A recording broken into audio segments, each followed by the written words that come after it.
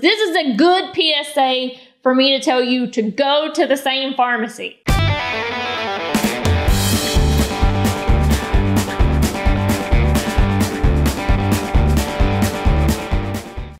y'all, it's me, Gina, and welcome back to my channel. So I was in the middle of filming a Valentine's video for next week for you guys and decided I want to do a little sit down conversation. I've already done a couple of those. You've only seen one at this point. But I kind of like just sitting down, chitty-chatting with you guys a little bit. And I wanted to talk today about that Walgreens issue in San Jose, California.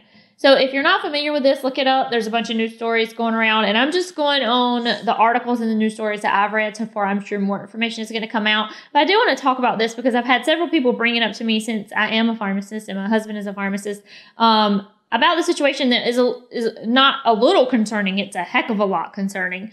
So apparently there was this lady who was working at Walgreens, at 3 different Walgreens in and around San Jose, California. I'm assuming that area. And she filled over 700,000 prescriptions. I think they said something like 745,000 prescriptions, meaning she was checking them, verifying them after the technicians did them. She was over technicians, supervising technicians. She was giving flu shots, immunizations. She was counseling patients, all this stuff. And it turns out she was not a pharmacist. She said she had gone to pharmacy school in Creighton Pharmacy School. Let me check. I'm pretty sure that's what it was. It's not in this one. Okay. I'm pretty sure it was Creighton University. Anyway, she told them where she had gone to school. As they started looking into her, the school had no record of her at all. Come to find out what she was doing is there was a lady with either the same name or very similar to her name that was a pharmacist that did not work for Walgreens. And this woman was using her license number to practice under. What she was called, she actually, according to a couple articles I read, gave them another license number that was somebody that had a name similar to hers. And they were just like, no. And so she practiced all this time. I think they said over a decade. So 10 years of practicing as a pharmacist.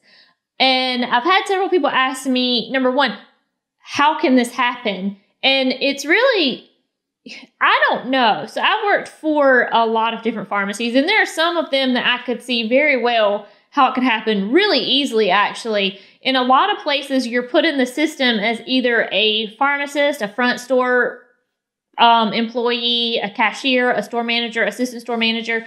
So if you have a credentialing or permissions in whatever pharmacy you're working for in their computer system as a pharmacist, you can do pharmacist functions. And that part is pretty easy. It's the part of getting somebody your license. I work for Walgreens. I've worked for CVS for a very long time. I work in a different company now, and all of these companies require you to print out your board certification every year, or your board license every year. Once you renew it, you're supposed to print it out and give it to them because it's supposed to be displayed in the pharmacy that you work at. The part I don't understand is, like you said, if there's other pharmacists working with you, where did you come from? You know, when I was at CVS, I knew a lot of the pharmacists. We went to school together. There was really only 2 pharmacy schools when I was working at CVS in North Carolina. And so most of the people were from here, went to those schools, and you could be like, oh, where'd you go to school? And they were like, Campbell. And you were like, oh, I did too. I graduated in 2005. When did you graduate? And they were like, oh, I graduated in 2002. And I'd be like, oh, well, I know so-and-so from that class. And yeah, so I mean, pharmacy network, or at least around here, is pretty small. So it said that she started at Walgreens in '99, working as a front store cashier. Maybe a year or two later, she moved to be a pharmacy technician. Then at some point, like maybe a couple years after that, she was a pharmacy intern. And then magically by 2006, she was a pharmacist. So pharmacy school for most people is 8 years. Most people have a 4-year undergraduate degree, 4-year pharmacy school. It is a doctorate program now, so it is 8 years of schooling for most people. I did it in 6. Some people do it in 6 or 7 years. You have to cram a lot of stuff together. But there's no way that you go from not having any degree, not being in school, to just wham, 4 years later being a pharmacist. So if she stayed in these areas, somebody should have been a little bit skeptical and like, what are you doing? It's pretty easy, and I don't want to say this because I am a pharmacist. I don't want to demean the profession, but it's kind of easy, especially in a retail setting, to fake pharmacist knowledge, because most computer systems now tell you everything you need to know.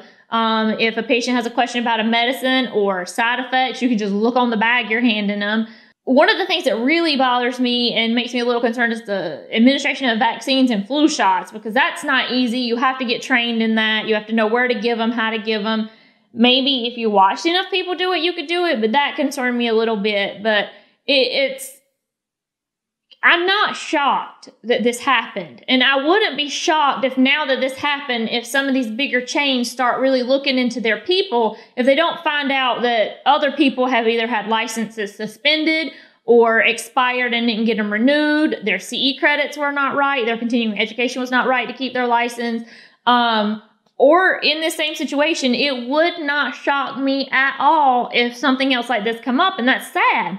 Why did she do it? Clearly, she got paid a pharmacist salary, which I can only imagine in California is probably a pretty nice sum. It's pretty nice in North Carolina, and we're a more rural southern state, and our compensation is pretty good because we do have a doctorate. So she was making pretty good money, and over a decade, she made over $1 million. So, yeah, if she were full-time, she made over $1 million, and with no school loans. Which is a real pharmacist's problem, is you bank out of school with about $250,000 school loans, and it takes you a while to pay that back while you're trying to get married, have kids, do a house. So you don't rack up just a flat out $1 million in 10 years. It doesn't work like that. But this woman did. So she made bank on this situation.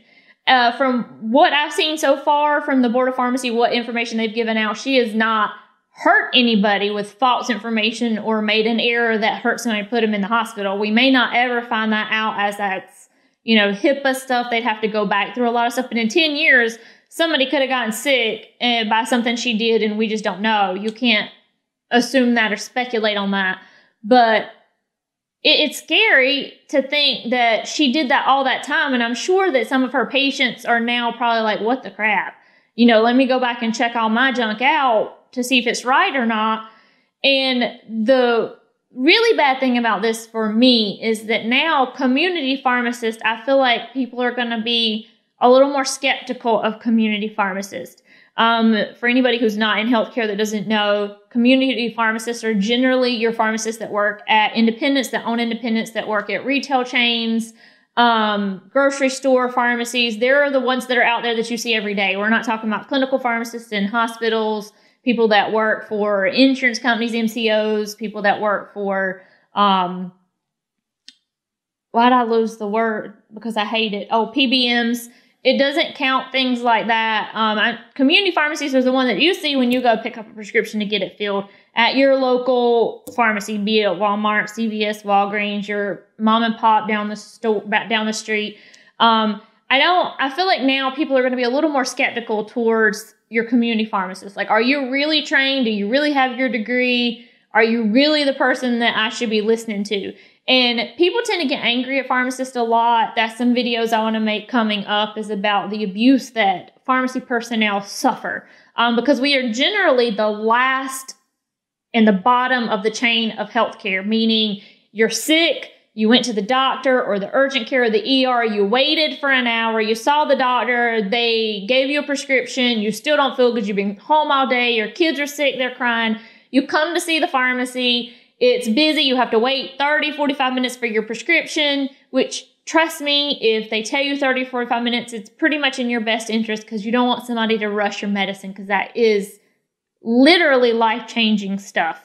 And then you're sitting in the waiting room, there's other people in there, and then by the time you get ready to go, you're tired and you're angry. And we understand that, but if you come up and your pharmacist gives you your antibiotic and they're like, oh, this is going to be, $75 copay because your insurance is ridiculous and your doctor wrote it for a brand name that has no generic, you're going to be angry at that pharmacist. And if you know this story and you follow the story, that is just going to add to it. When you're angry at somebody, you tend to want to be a little bit on the suspicious side. So I don't want it to come down on the pharmacy profession that, people who are not trained and certified are out there running around handing you medicine, because that should not be the case.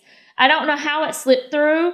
Walgreens fingers. I don't know, really what prompted this. I know that she was filling control prescriptions, and per the California Board of Pharmacy, she wasn't filling them correctly. Each state has their own nuance of rules of how you're supposed to fill control prescriptions. You have to have, some of them have to be tamper resistant. Some of them have to be all electronically sent. So in North Carolina, we get things, if your system is secure, you get things sent electronically. It can be called in from the doctor's office. You can get it faxed. You can give a prescription written for it. We have 6 months. It's good. 5 refills. If you're from California, if you're other states, let us know what, the rules are in your state for filling control prescriptions. But I just know through reading it that she was not doing something correctly. And I think that was one of the things that kind of, brought them to look further into this. And like I said, I don't want it to fall back on the community pharmacist. I worked in retail for, oh my goodness. Well, if you count independent where I started, I've been working in a pharmacy in some capacity since 1998. So 21 years. Yes, I am ancient. I am a grandma. But when she started pharmacy? Huh? So when she She started in 99. So she's got to be close to my age. Trust me though, I have school loans that I'm paying off that she did not. There was some note in here, and it's been in almost all the articles I read. Apparently she had just had a son, or she had a child not too long ago. So when they went and asked her about all this, her response was, me and my son would like you to just forget this happened. Of course she would, because she would like to not face jail time and I have to give some money back, and just go on about her life. And she said she would not ever be a pharmacist again, if they just let it go, which clearly my hope is that they prosecute her to the full extent of the law, both state and federal, because she definitely broke some federal laws in there, as well as state laws, pharmacy laws, healthcare laws, HIPAA laws, all kinds of laws, and I do hope that she serves jail time. I don't know if you guys think that that's harsh, but she should go to jail. She knew what she was doing. Clearly, she knew she did not go to pharmacy school. She was trying to have a higher job with a higher education and get the higher pay without being fit for that and trained for that. I'm not saying she's not smart enough to do it. She just didn't follow the proper channels to get this done and the proper steps. I do feel like she should pay some fines. I feel like she should pull some jail time to make a statement to anybody else who might be thinking that this is a good way to make some good money without having school loans and without having to go to school. But that's just my opinion. They were talking about in here that 3 of the stores that she worked at, the Walgreens stores, they were going to pull those licenses from those pharmacies. And I mean, that's tough for me because somebody didn't do their checking. Obviously, somebody didn't follow up. Somebody didn't go through and figure out exactly what was going on. They didn't ask enough questions. These chain drug stores have a lot of stores. They have a lot of pharmacists. There's a lot to keep up with. Technicians have to be certified too in some states. And it's a lot to keep up with, but it's your job to ensure that the people who are out there slinging medicine around know what they're doing and they're trained to do so. So it may be that those stores need their licenses pulled so that, these companies take this type of thing very seriously. I do feel bad for the technicians and the other pharmacists who actually are pharmacists that work in these stores that are not going to be able to work in these stores anymore if that happens. It's really bad for them because they're there and they're doing their job and they really didn't have a part in this. As far as I know, nobody in those stores knew what was going on. But I'm sure in the coming weeks, we're going to find out more about this. If you're a pharmacist, let me know your opinion. If you're a technician, I want to know how you would feel if, someone's telling you what to do and out there giving all this information and actually giving prescriptions out to patients that was not an actual pharmacist.